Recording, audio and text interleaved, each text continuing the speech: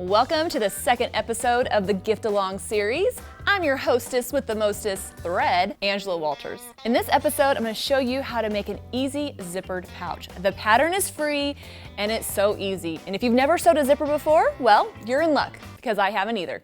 Just kidding. Zipper pouches aren't as tricky to make as you might think, and they might just be the perfect gift. In this video, I'm going to show you how to make a very basic unlined zippered bag with box corners. But before we get started, did you happen to catch the first video in my Gift Along series? The one where I made the awesome pillow? If so, leave a comment below and let me know what you thought. And be sure to subscribe to Blueprint's YouTube channel so you don't miss the rest of this quilty Gift Along. To make this ultra giftable zipper pouch, you'll need 2 pieces of fabric, a piece of batting, and an all-purpose zipper. And they're not so scary. You can't be scared of a little zipper. You're not scary at all, are you? Just so cute. That was me being funny. Nobody laughed. Layer the pieces of fabric together with your batting to make a little quilt sandwich. You can use a fusible spray to hold all those layers together if you'd like. I think picking out fabric for the zippered pouch is the funnest part. Think bright colors, fun prints. This is the time to really get into your fabric stash and pull out some of your favorite pieces. Now, let's quilt the pieces together. Hold on, don't freak out, it's not that hard.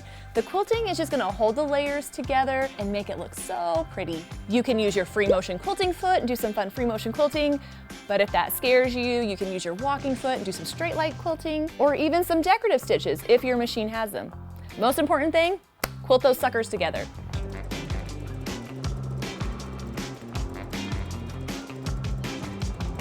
Once the quilt sandwich is complete, go ahead and trim it down, and you can zigzag the edges if you'd like to give it a more finished look.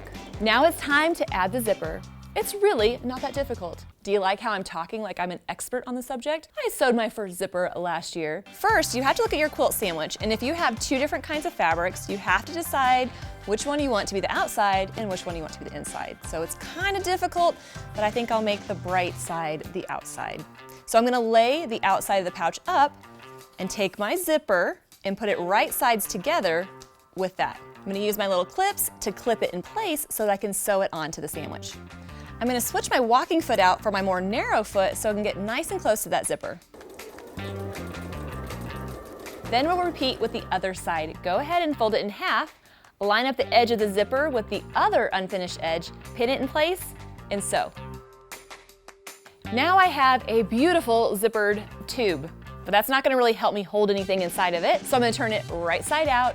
I'm gonna quickly unzip the zipper and top stitch along that side just to hold it in place.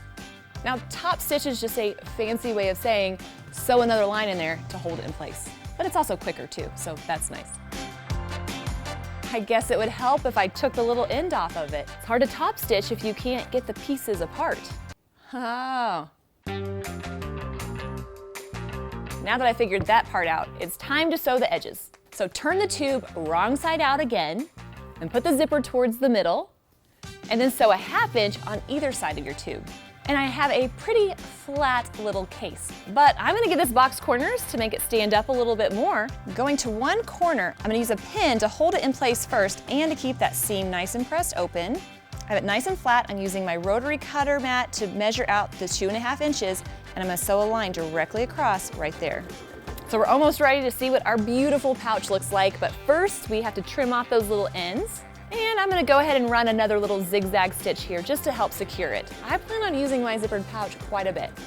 Turn the quilted pouch right side out, and it's finished. You have a perfect zippered pouch that's ready to hold all your goodies. You just have to decide what you want to put in it. Ooh, all the possibilities. Makeup, quilting notions, fat quarters, anything you don't want people to see in your purse. I mean, it'll hold a lot of great stuff. But not a bottle of wine. That's too big, it won't fit. Not that I've tried or anything. Okay, time for a coffee break. Tomorrow's Thanksgiving, and it's about to be a madhouse here at the Walters household. But today, in the quiet, I want to take a moment to be thankful for the people and things that make my quilting addiction a possibility. First, I'm so thankful for my quilting friends. the ones that know the proper arrangement of sentences. They understand that the correct sentence isn't, "Don't you have enough fabric?" They know that the right arrangement is, "You don't have enough fabric." I'm really just so grateful that collecting fabric without actually using it is a legitimate hobby. At least it is to me and my friends. I'm talking about my true quilting friends, the ones that let me know that there's a fabric sale going on again. And they even encourage me by showing me all the beautiful stuff that they've already purchased. The ones that understand why I would drive 45 minutes out of my way to go to a quilt shop. I mean, is it really even out of the way if you're heading to a quilt shop? I think not.